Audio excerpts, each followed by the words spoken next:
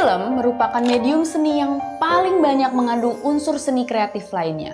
Di dalam sebuah film, kita bisa menemukan tari, lagu, musik, fashion, lukisan, arsitektur, kuliner, dan sebagainya. Tidak salah jika Badan Ekonomi Kreatif menjadikan film sebagai lokomotif industri kreatif di Indonesia. Film juga merupakan karya seni yang paling strategis untuk bisa memperkenalkan budaya Indonesia ke dunia internasional karena sifatnya yang sangat populis. Film juga memiliki potensi ekonomis yang sangat tinggi. Inggris dengan jumlah penduduk 1% dari total penduduk dunia bahkan dapat menyumbang 7% dari total pendapatan film di dunia. Dan juga bisa menyumbangkan 4,2 miliar dolar Amerika kepada GDP negara tersebut. Korea Selatan dengan total penduduk 0,07% dari total penduduk dunia, produksi filmnya bahkan bisa menyumbang hingga 6,6 miliar dolar Amerika ke dalam GDP negara tersebut. Itu merupakan kontribusi yang jauh lebih besar daripada sektor makanan, minuman, tekstil, bahkan tembakau.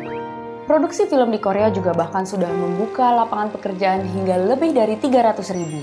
Dan tidak hanya itu saja, dia memiliki kontribusi yang mencapai 5 miliar dolar Amerika dalam bentuk pajak ke dalam negaranya.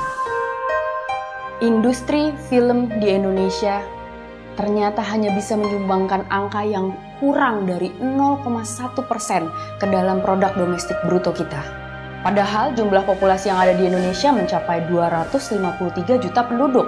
Itu merupakan angka populasi yang 3 kali lebih besar daripada yang ada di Korea Selatan. Lebih banyak rakyat, seharusnya potensi untuk memiliki orang kreatif lebih besar, bukan? Kalau begitu apa yang bisa kita lakukan untuk bisa menjadikan film Indonesia hebat? 1. Sumber daya manusia.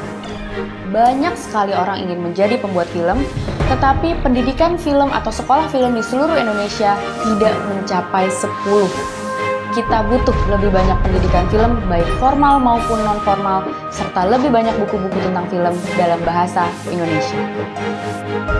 2. Kita perlu lebih banyak bioskop yang tidak hanya terpusat di kota-kota besar, tetapi juga di daerah-daerah dengan jangkauan rakyat dari semua kelompok sosial ekonomi.